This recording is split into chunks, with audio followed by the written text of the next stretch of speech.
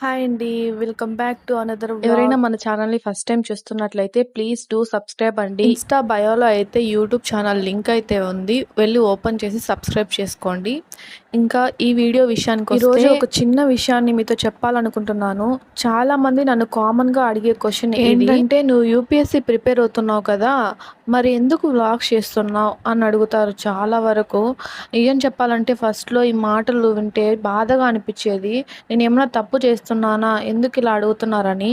కానీ తర్వాత ఒక విషయం అయితే అర్థమైంది. ప్రతి ఒక్కరికి ఒక ఎయిమ్ అయితే ఉంటది. అలాగే నా చిన్నప్పటి నుంచి నాకు కూడా యూపీఎస్సీ క్లియర్ చేయాలనేది ఒక పెద్ద కల. అదే టైంలో నాకు వ్లాగింగ్ కూడా చాలా ఇష్టము.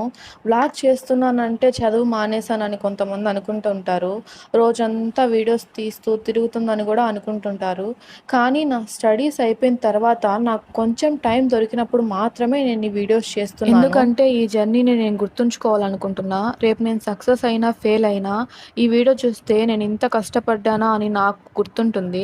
కొంతమంది అయితే అంటారు, ఇవన్నీ అవసరమా అనని. వాళ్ళని నేను తప్పుగా అనను. వాళ్ళ అనుభవంతో వాళ్ళు చెప్తున్నారని వాళ్ళకే వదిలేస్తా. కానీ నా లైఫ్ ఎలా ఉండాలి, నా టైంని ఎలా యూజ్ చేసుకోవాలి అనేది నేను నేర్చుకుంటున్నా. నేను ఎవరికీ ఏది నిరూపించడానికి ఈ వ్లాగ్ అయితే చేయడం లేదు. నాకు నచ్చింది చేస్తున్నా. అదే టైంలో నా రెస్పాన్సిబిలిటీ అయిన చదువును కూడా వదలడం లేదు.